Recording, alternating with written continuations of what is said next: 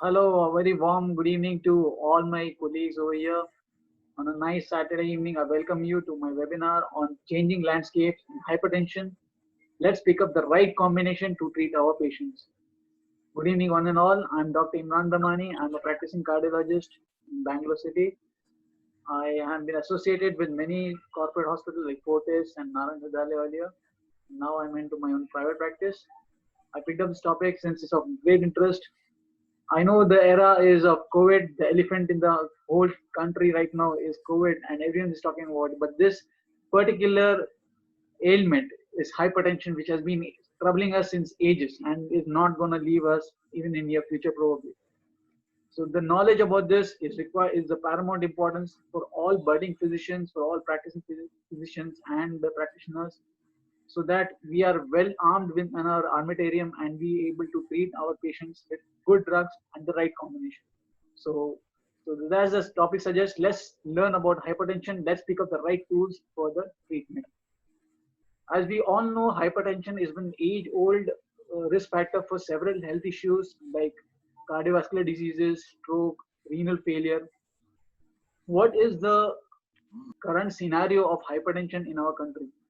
Right now, if you all notice, the current situation is approximately that 30% of our population is hypertensive. It's quite a big number. So which means that probably 1 in 3 is hypertensive. That means we are probably having 350 million hypertensives. So with such a high number of hypertensives in our country, what is the prevalence and awareness actually? If you notice that the urban side, yes, there is a prevalence which is quite high. On the right hand side, we see the rural setups. The rural setups, unfortunately, the prevalence and is there, but the awareness is on the lower side compared to the urban side. That's because definitely there is less healthcare facilities in the rural side and the lesser awareness and less penetration of healthcare per se. So good is in rural setups.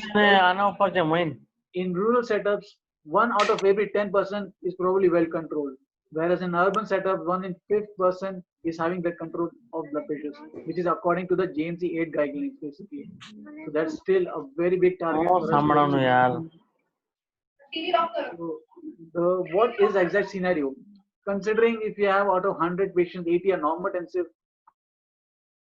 and suppose 20% are hypertensive. The sad part is that on the screen you can see that 67% of people are still undiagnosed.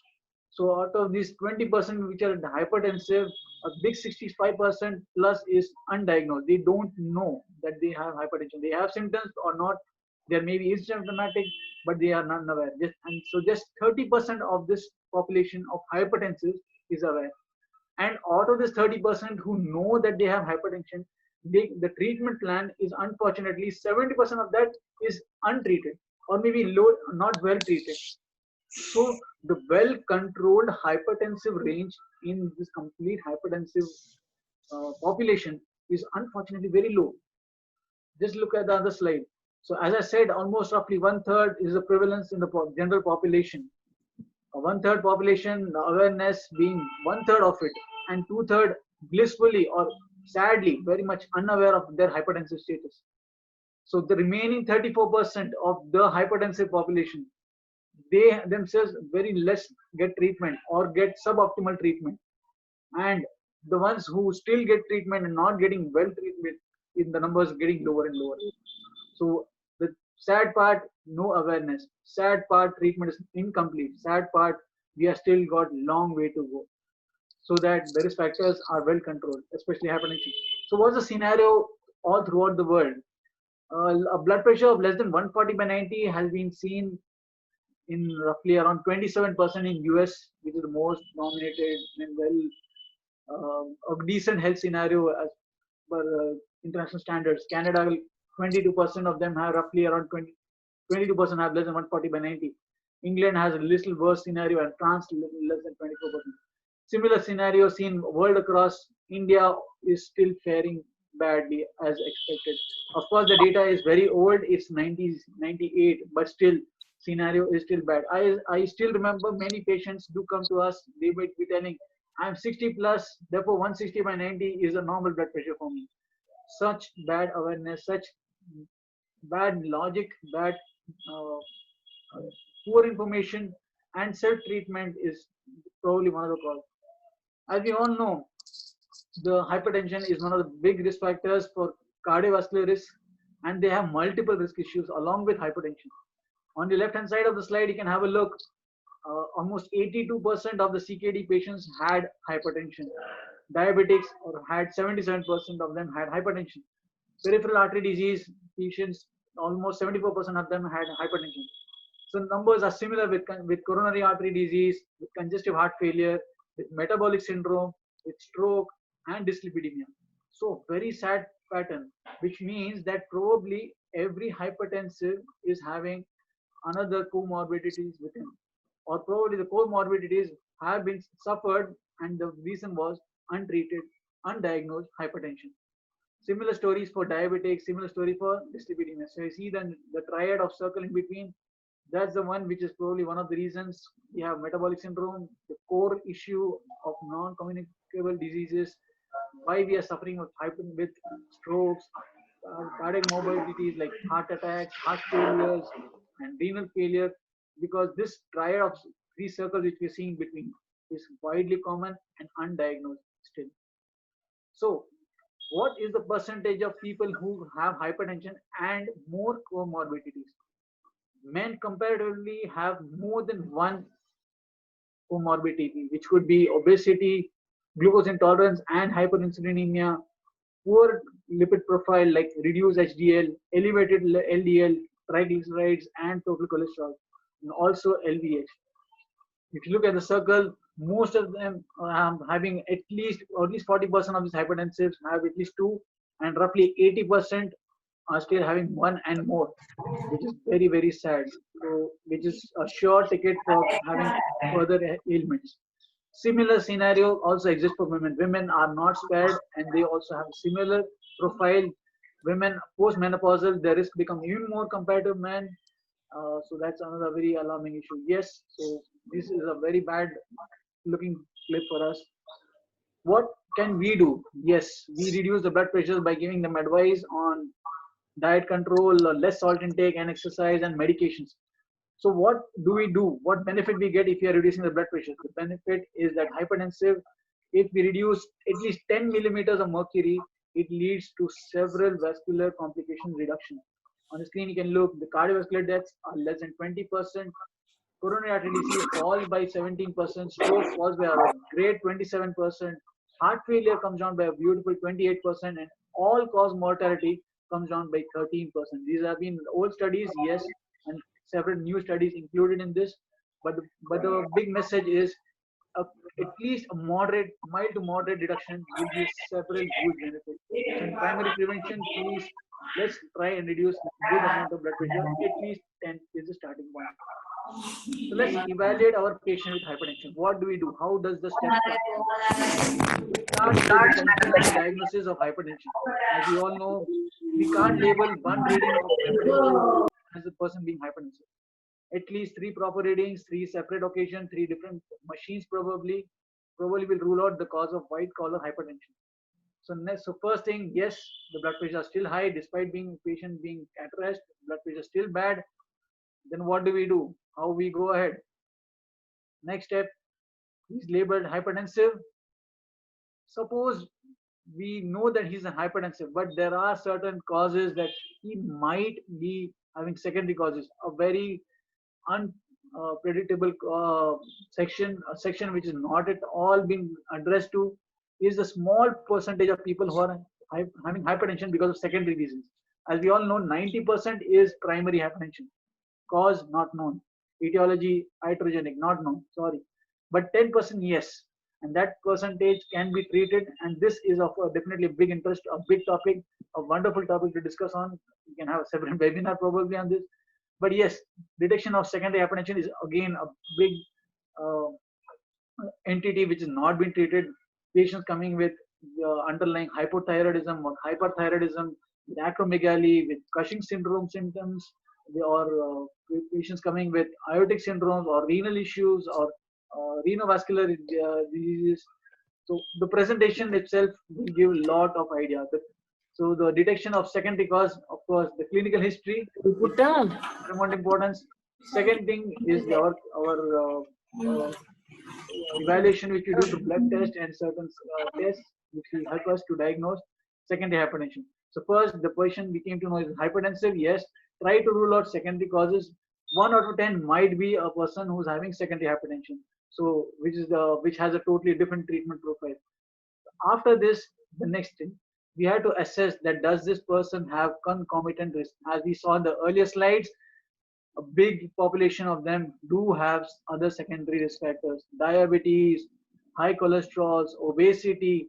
These are unfortunately things which are only known at by doing some evaluation further, which also need concomitant treatment along with hypertension. So first diagnose, rule out secondary hypertension, and then also please look at the secondary concomitant risk factors.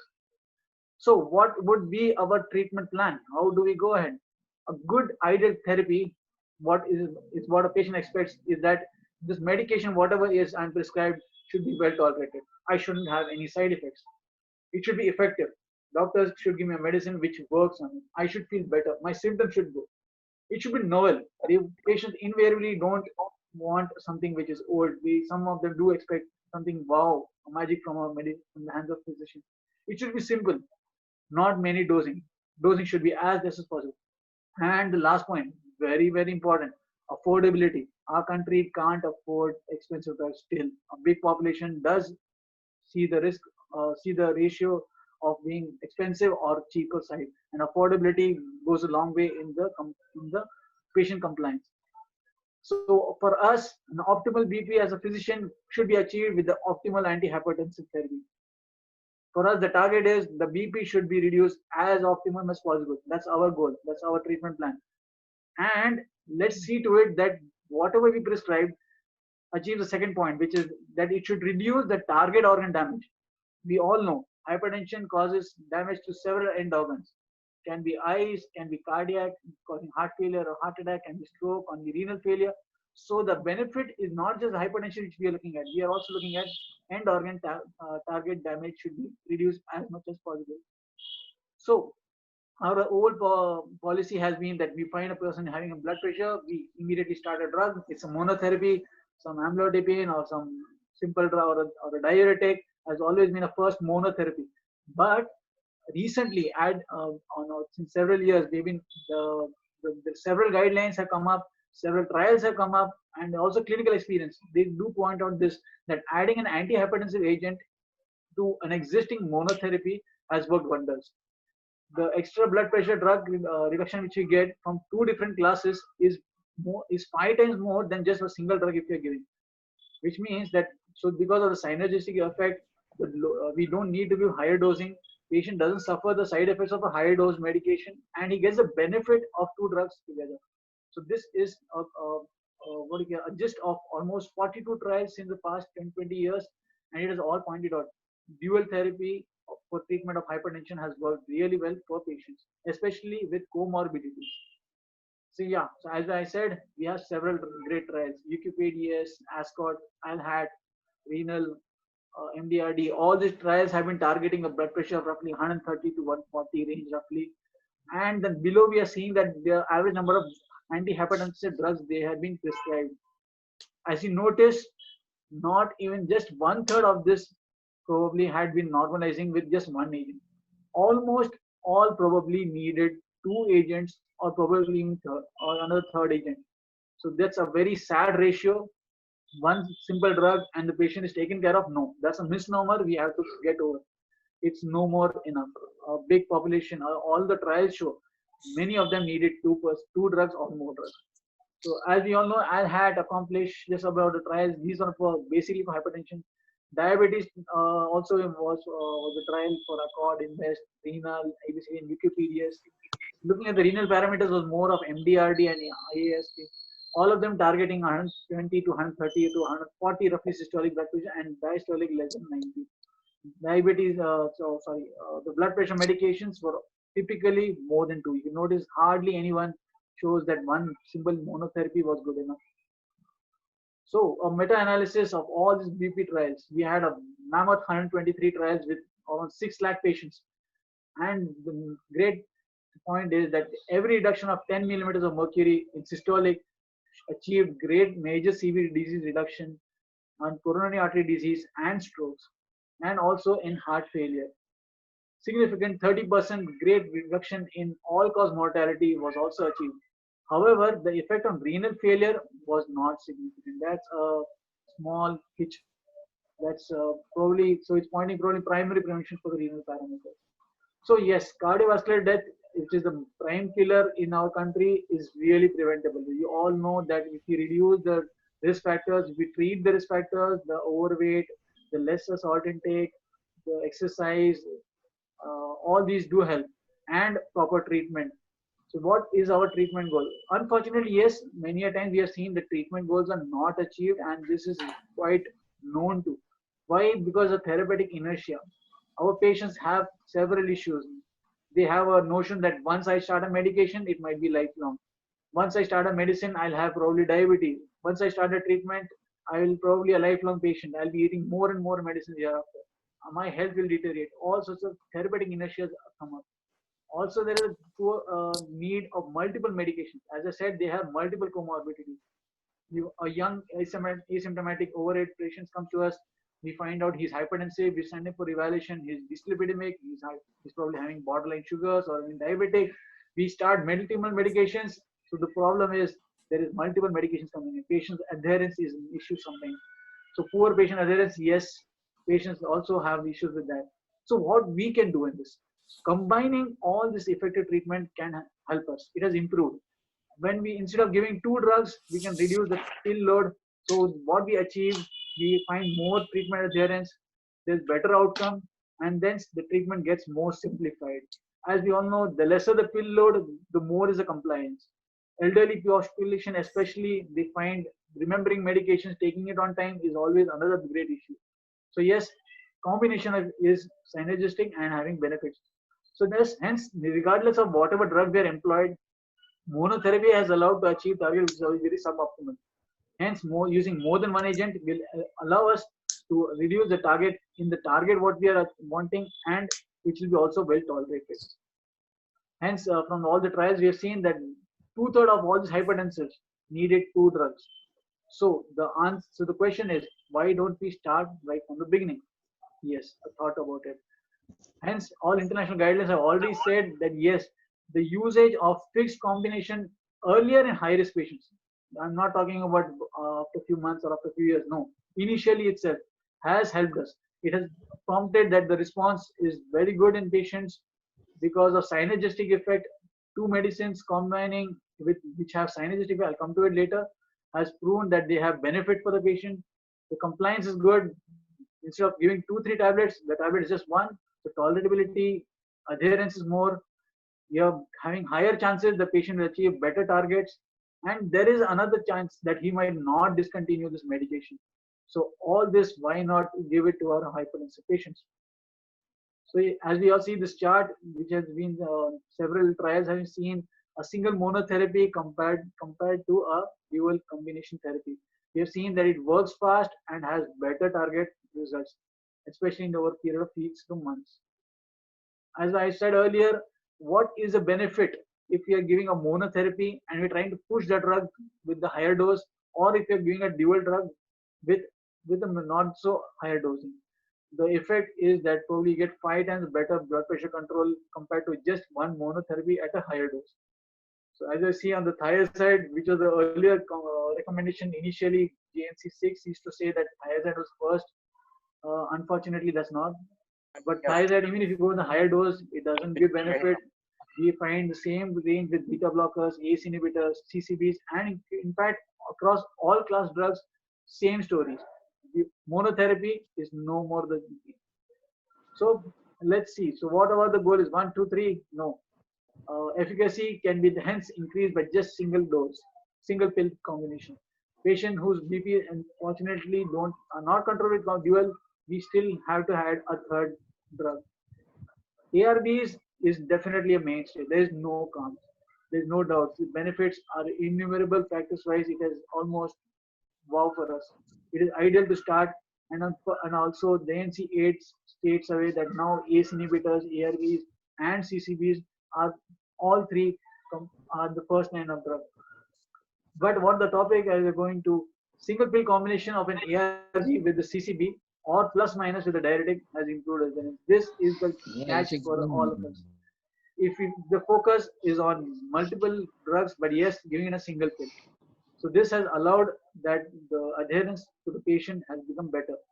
What is in our armamentarium? As we all know, the different class of drugs, I just made it easy for us to remember the A, B, C, D, E rule. ACE inhibitors and ARBs, B for beta blockers, C, CCBs, calcium channel blockers, D, diuretics, and E, the other drugs which have been extra drugs we have in armamentarium. We don't prescribe in the first line, like prazosin, clonidine, which is an alpha blocker, centrally acting drugs, or even nitrates. JNC 8 is the guidelines we follow, and which states that ACE inhibitors, ARBs, and CCBs plus minus a diuretic like thiazide diuretic can be used in the first line drug. But yes, considering comorbidities, we should be streamlining our choice of a drug. How effective are these drugs in their efficacy? 354 double-blinded placebo trials with around 40,000 patients. We saw the systolic blood pressure reducing on standard dose being the highest in ARBs. Also, the CCBs have a great 8.8 standard dose reduction, which is also getting better if they are in price. Similarly, for diastolic blood pressures, angiotensin receptor blockers have good range. Beta blockers also reduce good amount of diastolic blood pressure. But yes, CCBs again are doing fairly very good. So hence, all these drugs which have been list are having good uh, control of blood pressures in standard dose and twice. So how do we start? One pill for the uncomplicated hypertensive patient who comes to us with probably another comorbidities like diabetes or stroke or peripheral artery disease. How do we start? As JNC8 says, ACE inhibitors on ARB plus minus with a CCB or a diuretic.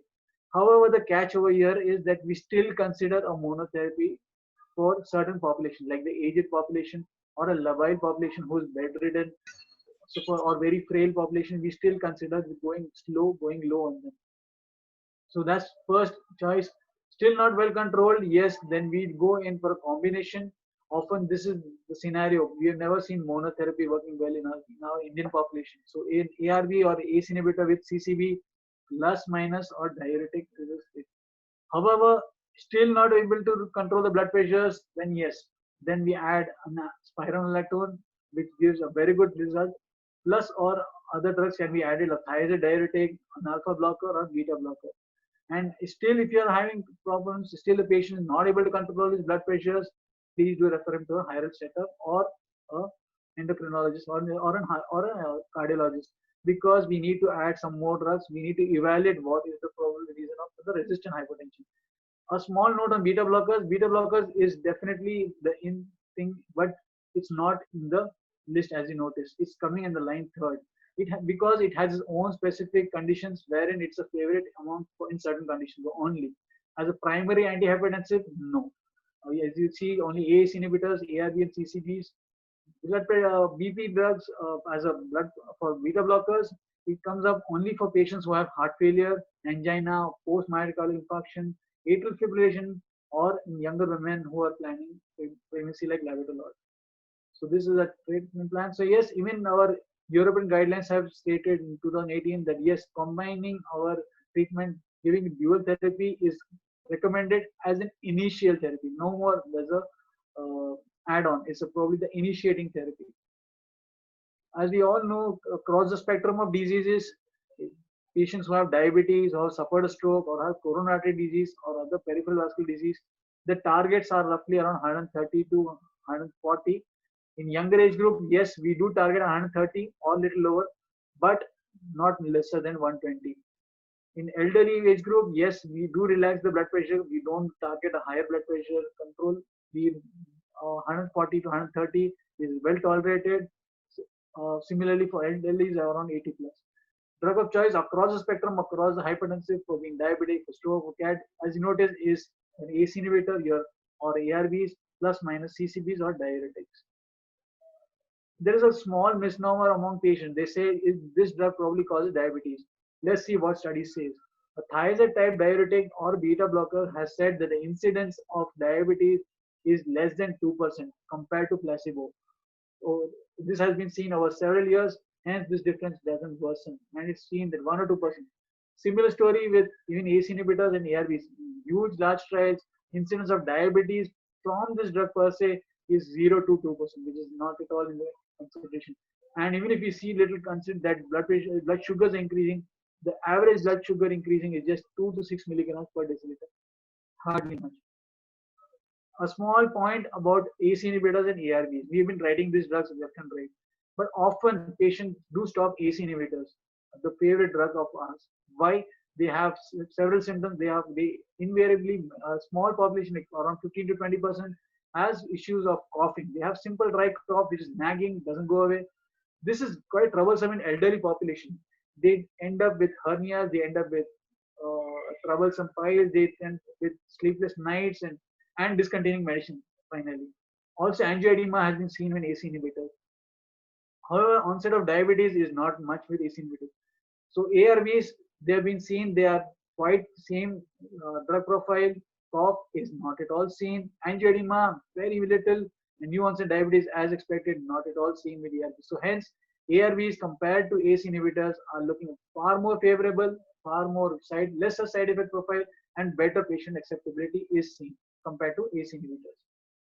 Our large basis cardiovascular outcome trials have been seen with all ARBs. A huge trial with telmisartan has come up with valsartan, losartan. All of them had huge patient profile, and all of them have proved to be excellent drugs. Compliance is good, acceptance is good. These have been age-old drugs. I mean, they are wow drugs. There's no doubt in it, and they are the mainstay for our antihypertensive treatment. However, there is a discontinuation in our medication profile. Let's see what is the discontinuation rate. We have seen that the discontinuation has been highest in diuretics as a monotherapy. As we all know, the problem is it causes hypokalemia, it causes hyperuricemia, it causes dehydration, and often it can cause severe hypotension sometimes in elderly age population. So hence the diuretics and antisymptomatic sympathetic drugs are being found to have higher discontinuation rate. Also, if you see in combination drugs, the diuretic arm along with any drug like ACE inhibitors or beta blockers is still associated with good amount of discontinuation. Hyper or hyperkalemia is one of the issues, and as I said, hyperuricemia is another issue, hypovolemia is another issue. The good thing is ARB's discontinuation rate has been very low. As I said, there's no cough, there's no angioedema, compliance is good, and long run blood pressure controls are excellent. So I just point on CCBs which is of our interest, and in ARBs. This is a combination which has been looking very good for us. They both have synergistic effect. How do they work? CCBs, they reduce calcium entry into smooth muscle cells, and hence it promotes the vasodilatation of renal afferent arterioles. This promotes vasodilatation along with diminution of peripheral resistance. It allows the arterial stiffness comes down. Hence, there is reduction in albuminuria through the improvement of blood pressure. However, cilindipine has seen that itself gives good amount of benefit in proteinuria patients. So therefore, there is a lot of benefit in endothelial dysfunction also, and reduction in blood pressure. ARV is a beautiful drug. It blocks the AT1 receptors, promotes vasodilatation as we know of renal afferent arterioles. Vasodilatation, as is seen, is also helpful, reduces albuminuria and endothelial dysfunction. Hence, a good result in the. So they're synergistic. These two drugs working in tango look wow. As you've seen, the studies have seen, we had around 28 studies which have studied over 1,75,000 patients across the spectrum, ACE inhibitors and CCBs. Beautiful effect. There has been reduction in CAD events and reduction in stroke events, and the benefits are only to be going increasing. So hence, is it really important that we discuss about just a first choice of drug now? Probably no. As 30% of patients even who are hovering around the first and second grade of hypertension, they might not be having effective blood pressure control. They will still need more drugs. And in fact, 30% of these hypertensives might need more than two drugs. So hence, this whole hullabaloo about just having a single drug initially probably is not the right thing for us to. Our interest as a CCB, yes, cilindipine. This is a newer fourth generation dihydropyridine drug, originally developed in Japan. We have three earlier generations, which were first was nifedipine, second was benidipine, and third was amlodipine. Amlodipine, as yes, is an excellent drug. Cilindipine has added advantage. This is a newer fourth generation drug, has far more benefits. It is unlike other CCBs, as I said, it works on two channels. Small point, amlodipine, the wonderful age-old or antihypertensive, works only on the L-type calcium channels. However, cilindipine works also on the N type of channels, which works on the neural cells. So the blockade of this N type channel, calcium channel, helps in it works on the peripheral nerve endings of sympathetic neurons.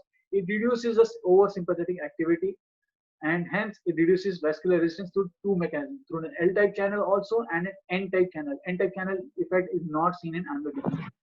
What else do we see? So hence, so the L-type, which works on the smooth muscle or in the cardiac, has got beautiful vasodilatation effect. The N-type channel, calcium channel blocking, which is seen through cilindipine, which is seen in sympathetic nerve, reduces the sympathetic overdrive. What is the benefit?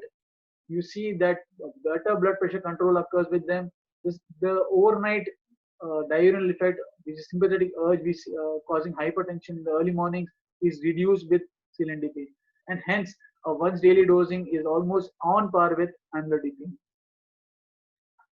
Also, as I said, since it reduces the sympathetic overdrive, patients on cilindipine also have a lower pulse rate, which is compared to an amlodipine. Amlodipine is a wow drug, no doubt in it, but it doesn't reduce the pulse rate. And reduction in pulse rate is often a wow factor, because even we have seen hypertensive sometimes do have higher pulse rates. So it's a benefit, as we see. As I said, cilindipine has a beautiful control in the early morning BP surge. This once daily dosing drug has reduced the increased sympathetic tone, which is seen in the morning, and hence helped us in reduction of heart rate and early morning blood pressure. And this is just a one-time OD dosing drug, most probably. So, any other benefits with cilindipine? Yes, there is something probably beyond BP control. There is reduction in sympathetic overactivity, and this also suppresses the uric acid precursor hypoxanthine formation. So second, also there is a restoration on blood to the skeletal muscles, and hence inhibition. There is inhibition of AMP deaminase activity, which involves ATP production. It leads to the suppression of this AMP, which further leads to the hypoxanthine. Hence, an improved renal blood flow to the afferent arteriole will see to it that there is enhanced excretion of uric acid. As we know, the thiazide diuretics causes hyperuricemia, and many of our patients, they suffer from gout also. This beautiful drug helps in control of excessive uric acid. So a long study earlier has seen that after 24 weeks, patients have seen that compared to amlodipine, there has been a significant reduction in their serum uric acid levels.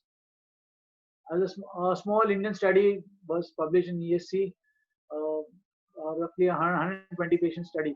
This also shows that there was a great reduction and preventing of ankle edema. Another small side effect seen with amlodipine drug.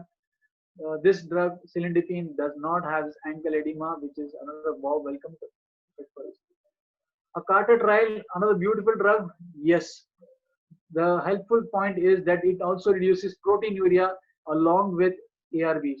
This benefit is also existing, as we know, in ARBs, but not with amlodipine. So an addition of cilindipine to an ARB will help not only in uric acid, early as we saw in earlier slide, also will help in reduction in CKD patients. The proteinuria is reduced, and helps if there is prevents the progress to CKD levels.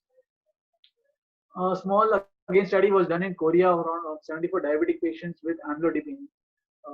10 mg of cilindipine was used along with the RAS blocker, which is ACE or ARB, and amlodipine only 5 mg was treated. What they saw is the urine albumin to creatinine ratio, and it was measured at baseline and then at 12 weeks to 24 weeks of study.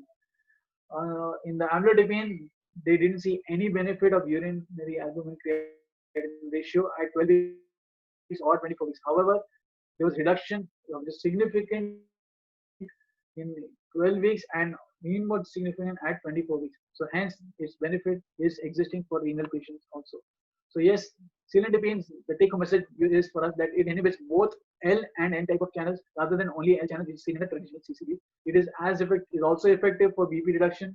It gives us additional add-on benefits, which is reduction in proteinuria, reduction in uric acid levels, lesser event of renal edema, which is a poor problem with amlodipine, and also probably improvement in cardiac function and as you said. So the fixed dose combination therapy becoming close to an idea of combining an ARB and with a CCB. So this single dose fixed dose combination will help us reduce the pill burden and simplify our treatment regime. This will help us in improving the benefit. Yes, lesser the complications, lesser the severe risks, lesser the suffering of the patient. So yeah, here we come up. So this synergistic effect of cilindipine and telmisartan, cilindipine being your N and L type CCB blocker, and telmisartan being your angiotensin blocker, both work synergistically, both reduce proteinuria, both reduce cause peripheral vasodilatation, they reduce the endothelial dysfunction. There is a lot of CV safety, there's a lot of prevention of stroke, prevention of cardiac events, there's prevention of renal progression. Hence, the combination of cilindipine and telmisartan, this partnership definitely gives us optimal performance. So yes, we can definitely think about this drug. Two wonderful drugs working together should be thought about as initial therapy. So hence, thank you, friends. Any doubts, please welcome. I would like to ask taking questions. Thank you.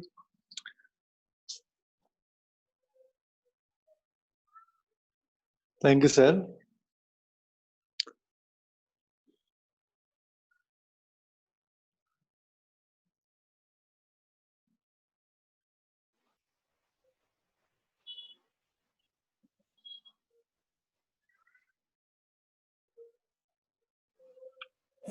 Hello. Hello. Sir, can you show the slide between AC and ARB, sir? The advantages of. Okay, I'll go next.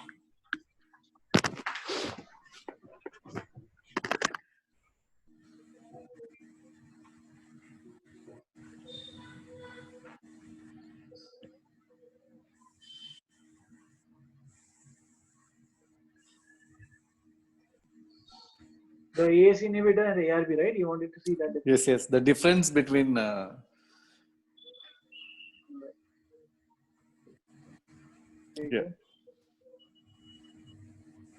Sir, you mean we need to skip AC? Can we directly give ARBs? You mean that, yes, sir? Yes. Now the trend is that we are going more towards of ARBs rather than ACE inhibitors. Why? Because there is no dry cough complication, the angioedema complication. It is lesser with ARBs, and ACE inhibitors is also less, but certain population, at least 1 in 5 patients, yes, do complain of dry cough, which is nagging. That is seen in ACE inhibitors. ARBs, the benefit is same as in ACE inhibitors, but with no coughing, no dry cough. So yes, the benefit is seen more. The tendency of practice is going more towards ARBs. Okay.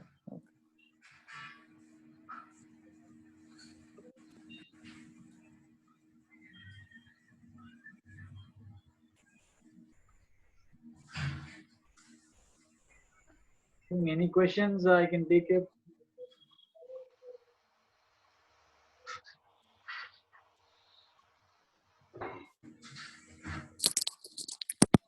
So, all right, friends. Thank you so much. Thank you all for your patient hearing. I hope this webinar has been useful to you. Any doubts, any queries, you can definitely come to get back to me any doubts in case. Yeah, and you have my email. I would love to answer all your queries. Thank you so much. Be in touch. Thank you. Bye bye.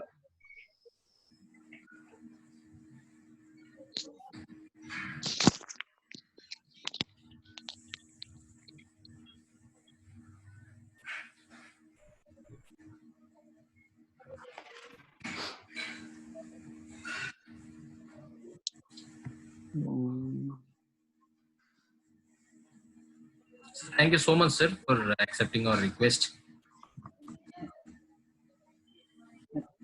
Welcome, welcome. Thank you so Thank much. you so much, sir. Thank you so much. Thank you. Somebody is asking.